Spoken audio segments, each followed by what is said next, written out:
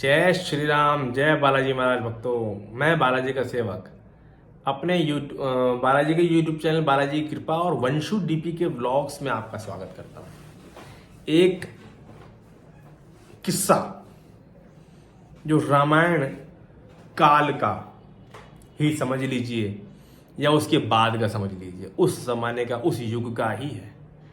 धोबी उस युग में भी हुआ करते थे जो माता सीता पे प्रपंच कस देते थे। बाद में भी हुए, आज के युग में भी हैं। ये अनुभव कहो या किस्सा कहो या कहानी कहो या भक्ति, या जब एक पत्नी अपने पति के लिए सच्ची होती है तो उसके लिए भगवान भी विनती करते हैं। भगवान भी, उसकी कथा है, सुनिए। एक महिला थी, सुशीला, ठीक है।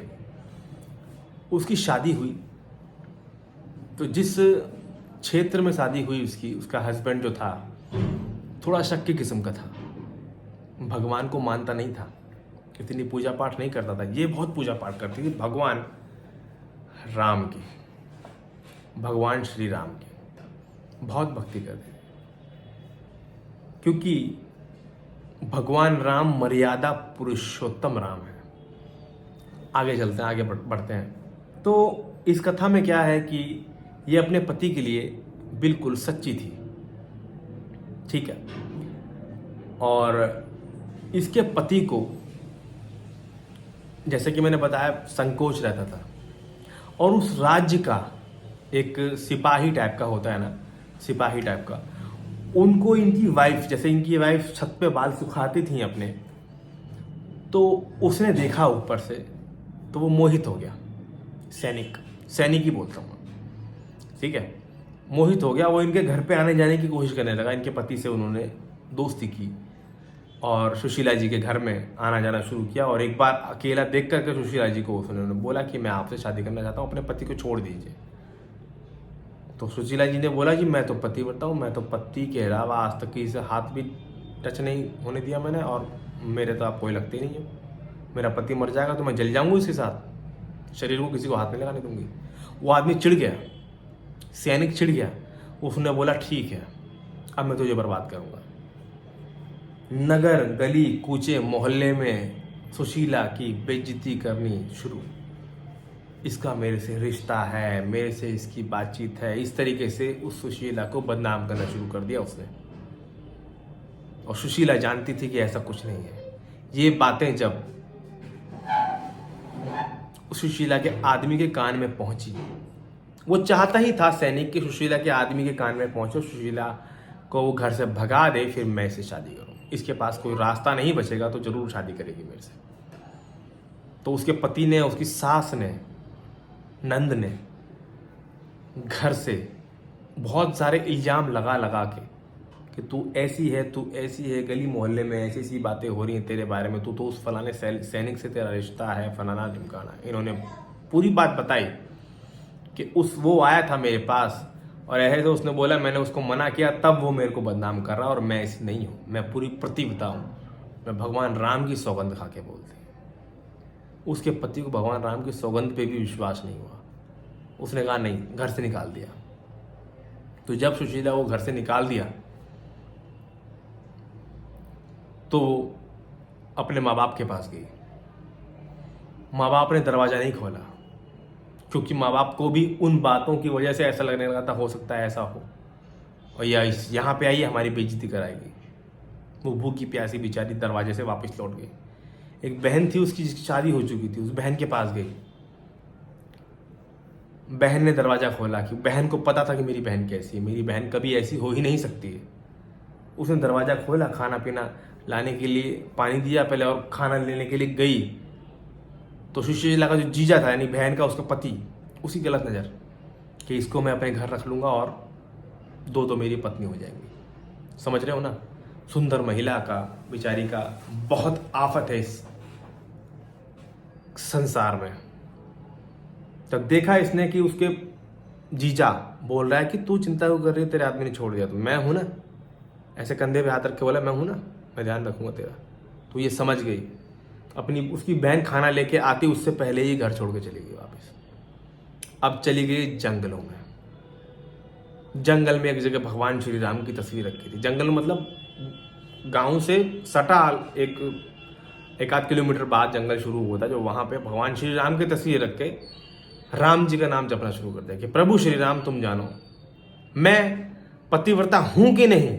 दुनिया ने तो मेरे पे लालचन लगा दिया, आप जानो मैं हूं कि नहीं। और मैं अगर पतिव्रता हूं माता सीता की तरह, तो जैसी इज्जत तुमने माता सीता को दिलवाई समाज में, वैसी इज्जत तुम मुझे दिलवाओगे। मैं इतना जानती हूँ, जिंदगी भर तुम्हारी पूजा की मैंने प्रभु श्री राम। बस बैठ गई राम जी का नाम जपने के लिए। जय श्री राम, जय श्री राम, जय श्री राम, जय श्री राम, श्री राम जय राम, जय जय राम, जय श्री राम, जय जय हनुमान, श्री राम जय राम, ऐसे। और भाई साहब जब भगवान श्री राम तक इन्फॉर्मेशन भक्ति की पहुंची कि मेरा कौन सा भक्त है जो इतना परेशान है, उसकी इज्जत में बनाई है। उतनी साफ सुथरी महिला है, मुझे पता है, उसकी इज्जत में बनाई है।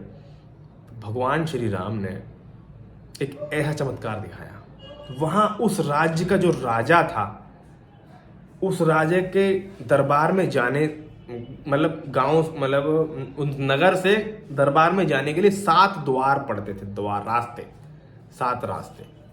वो 7 रास्ते के जो दरवाजे थे, 7 दरवाजे तो थे, वो एकदम से खुले रहते थे, वो एकदम से बंद हो गए।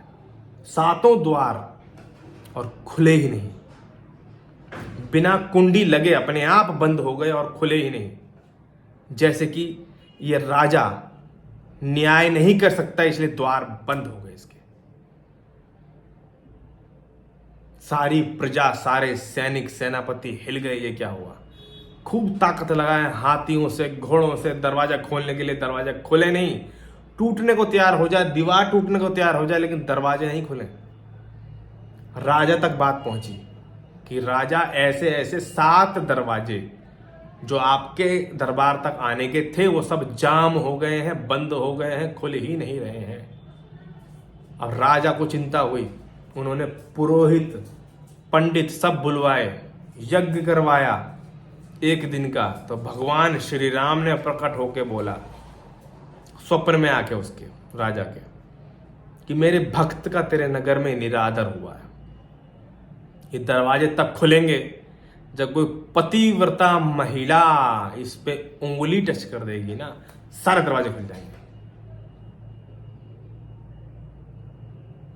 तो राजा ने बोला बस इसी वजह से तो पतिव्रता महिला तो नगर में मेरे बहुत है, मेरी 7 रानियां हैं, वही पतिव्रता है, वही खोल देंगे दरवाजा। तो इतना कह के प्रभु अंतर ध्यान हो गए श्री राम। तो ये इसकी रानियां और नगर में नगाड़ा बजवा दिया कि जितनी भी सब पतिव्रताएं महिलाएं हैं सब आए और दरवाजों को छुएं, दरवाजा खुल जाएगा। अपनी हकीकत सबको पता होती है। राजा की रानियां भी तैयार होकर गई, खूब दरवाजा खोलने की कोशिश की, टच किया, सिर पटका, नहीं खुला। राजा की आंखें खुली कि ये मेरी रानियां भी पतिव्रता नहीं है। नगर के जितने भी नर नारी थे सब अपनी वाइफों को लेके आए, नहीं खुला दरवाजा। अब वो ही सुशीला का जो आदमी था वो और उसकी माँ ये बोल रहे हैं कि अच्छा हुआ हमने अपनी बहू को घर से भगा दिया, क्योंकि वो होती तो वैसे भी दरवाजा नहीं खुलता, क्योंकि वो तो पतिव्रता थी ही नहीं, उसका तो चक्कर था सैनिक के साथ। लेकिन ऐसा नहीं था, ऐसा नहीं था। जब दरवाजा नहीं खुला, 3-4 दिन हो गए, किसी से भी नहीं खुला, मतलब तुम समझ सकते हो। फिर यज्ञ रखवाया, फिर प्रभु श्री राम प्रकट हुए स्वप्न में उनके और बोला,